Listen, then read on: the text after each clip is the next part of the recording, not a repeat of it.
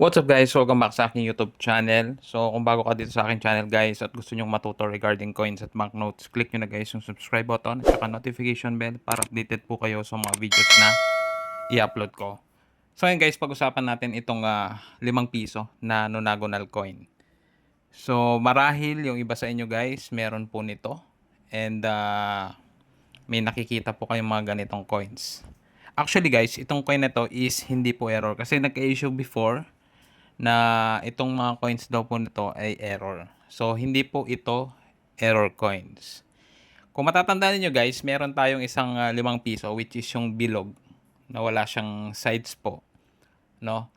Ngayon, kaya po ginawa ito ng BSP, itong ganitong nonagonal coin, para po ma-distinguish yung ibang denomination sa 5 piso. So, alam naman po natin yung mga BSP series natin guys.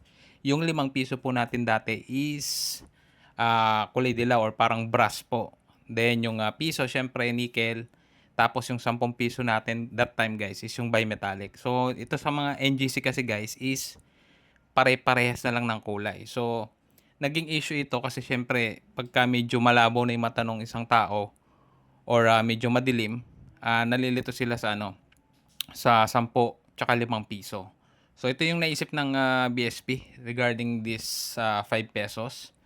So, ginawan po nila na nonagonal. Ibig sabihin po, meron po itong 9 sides, no? Hindi po ako nagkakamali.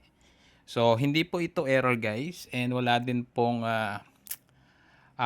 mataas na value itong mga ganitong coins. So, kumbaga parang variety lang po ito ng 5 piso na bilog, which is yung NGC. So, nilagyan po nila ng sides para ma-distinguish po kahit po papano pagka medyo malabo yung mata ng isang tao or medyo madilim po, no? So, wag po kayong basta maniwala guys kung may mga makita po kayong tao or video na nagsasabing bumibili daw po sila ng mga ganito sa malaking halaga. Itong mga coins po na ito ay mga common lang din po. Kaya wag po kayong basta maniwala, baka po kasi ma-scam kayo. So yun guys, sana malinaw po sa inyo na itong coin na ito is hindi po error, wala din siyang mataas na value. Kumbaga improve lang po ito ng 5 piso na NGC na bilog.